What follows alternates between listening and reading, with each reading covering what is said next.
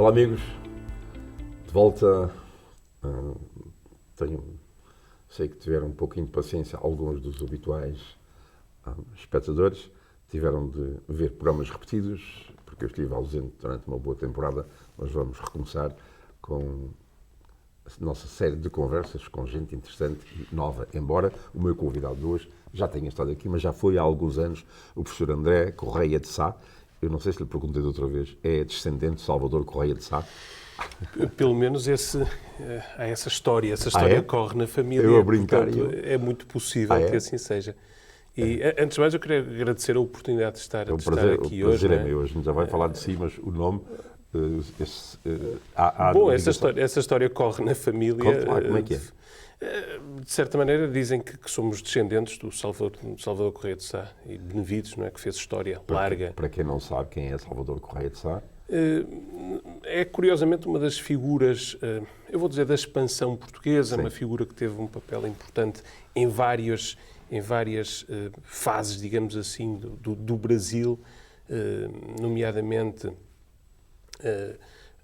ligado ao Rio de Janeiro, enfim, mas foi uma figura importante no Brasil, foi uma figura importante também em Angola, porque foi responsável, a certo momento, pela reconquista de Angola aos holandeses. Sim.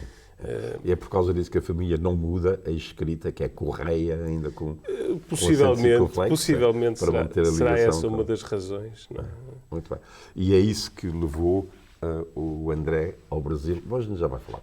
O professor André Correia de Sá é professor na Universidade da Califórnia, em Santa Bárbara, e já lecionou no Brasil, formou-se em Portugal. Ele já esteve aqui, já falámos sobre isso, mas para os telespectadores que ou não viram ou não se lembram, vamos rapidamente apanhar essa biografia, porque o André pertence à nova geração de portugueses que imigra à procura de trabalho onde ele aparece em qualquer parte do mundo. É a nova geração. E, portanto, vamos falar com um imigrante da novíssima geração que não tem nada a ver com a velha que aos poucos vai desaparecendo. Estávamos a falar disso no carro e estávamos a falar também com a Manaíra, que é a mulher dele, brasileira, e ele disse, olha, é pena não termos uma conversa aqui a três, teria sido bastante bom. Então, o seu percurso, assim,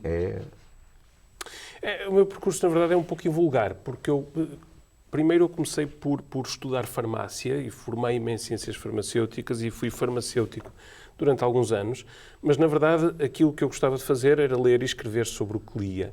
E, a certo momento da minha vida, decidi que tinha de mudar a direção e decidi frequentar um programa de pós-graduação em literatura, portanto, doutorei-me em literatura, em Portugal, e depois de terminar esse programa, procurei emprego como professor de literatura e, a certo momento, surgiu o Brasil. Eu fui trabalhar para o Estado de São Paulo, para uma universidade federal, uma universidade pública. Fui ensinar literatura portuguesa e literaturas africanas, língua portuguesa, e a minha vida mudou a partir daí. Algum tempo depois, apareceu a oportunidade de vir para os Estados Unidos, para Santa Bárbara. Eu achei que era a altura de fazer nova mudança. Foram 5 anos no Brasil? Foram 3 anos no Brasil. Foram 3 anos no Brasil. Já estou há 5 aqui nos Estados Unidos, portanto estou a começar o 6º ano. Sim.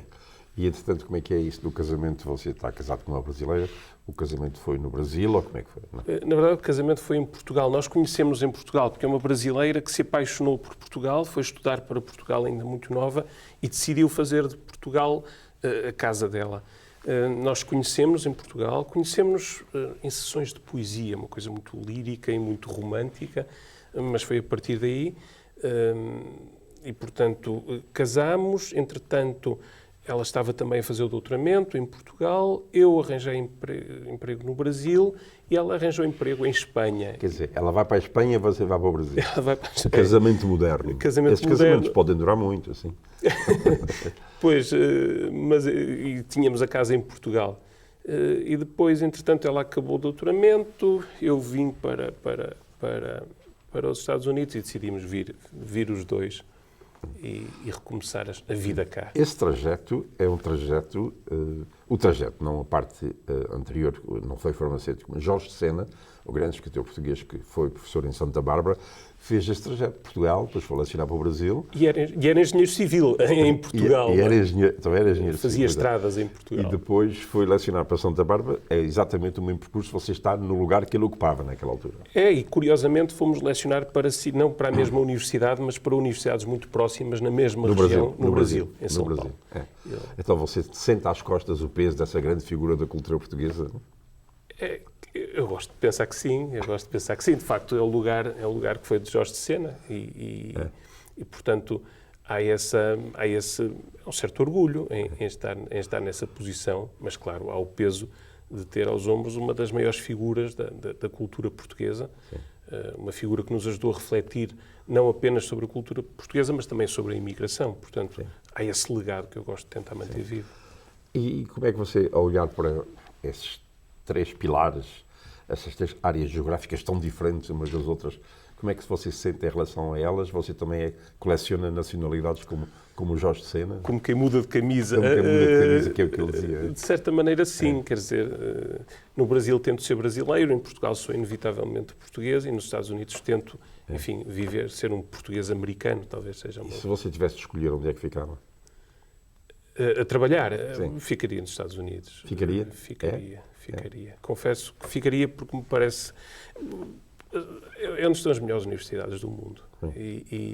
Eu gosto particularmente do ambiente académico americano, gosto de uma certa ideia da América. Agora, o Brasil é ótimo também, não é? Na Califórnia, eu tenho muitos amigos americanos que dizem que quando vão para a Califórnia se sentem energizados com a Califórnia. Eu sinto-me energizado quando vou ao Brasil, porque tudo é excessivo no Brasil. O tempo é excessivo, a chuva é excessiva, o calor é excessivo, as pessoas são excessivas, no bom sentido. Mas o Brasil tem essa exuberância em todos os níveis. É uma coisa de que eu, por vezes, sinto falta, não é? Sim. Os Estados Unidos é um pouco mais sereno, mesmo a Califórnia é um pouco mais serena.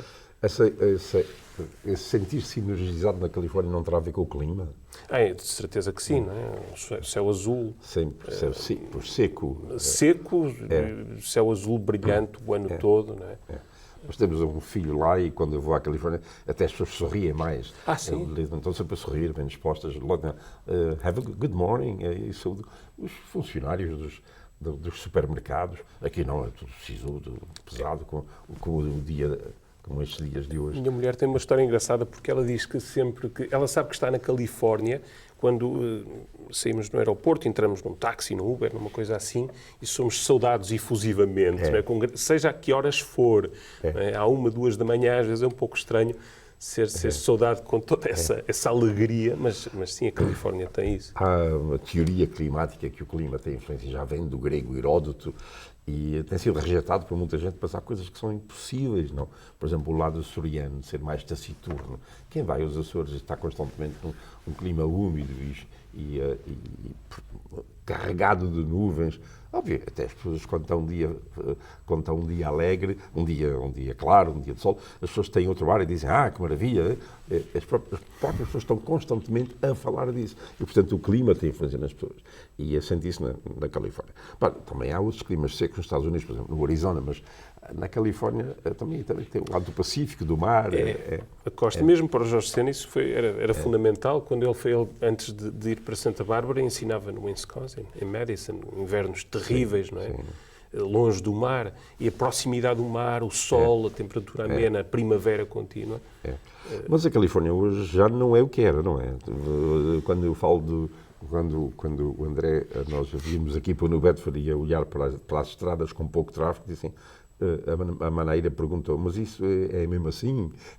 Porque para quem está na Califórnia é um pouco estranho, não é? Porque a Califórnia tem muita gente, tem muitos automóveis e tem as estradas completamente cheias de automóveis. Eu não posso dizer... Eu imagino que a Califórnia tenha mudado muito. 5 anos a morar, a Califórnia tem sido sempre assim. Mas acredito que sim, que tenha mudado muito. Era um estado com um número de habitantes relativamente baixo. muita gente emigrou para a Califórnia, a economia desenvolveu-se extraordinariamente, mas isso tem custos. Eu senti em São Francisco uma decadência grande quando lá estive. São Francisco. Muitos sem-abrigo na rua, muitos prédios abandonados e a cidade não tinha o fulgor. Eu não vou a Los Angeles há tempos, não tinha o fulgor, a cor, a alegria que já teve.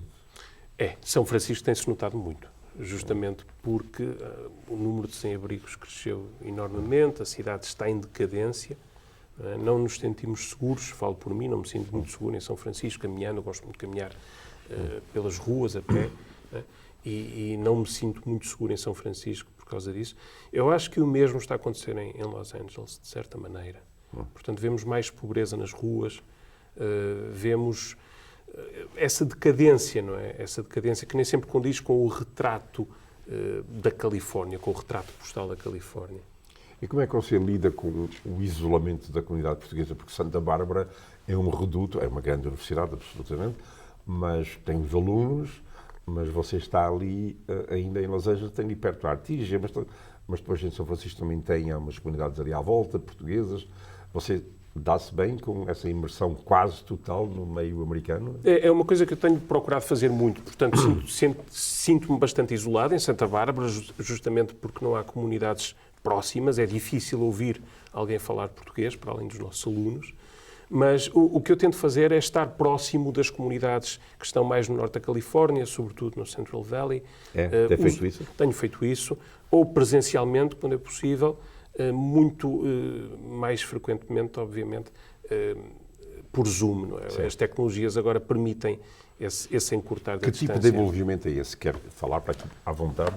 Sim, e vou, a esse respeito, vou já sublinhar o nome de Dinis Borges, que é um dos grandes promotores da cultura portuguesa na Califórnia. Eu vou dizer nos Estados Unidos, na Califórnia em particular. Absolutamente. É uma máquina. É uma máquina. Todas as semanas nos jornais, ainda hoje vai agora uma coisa sobre a independência do Brasil, mais uma série, e é por Zoom, e é logo o convite para toda a gente.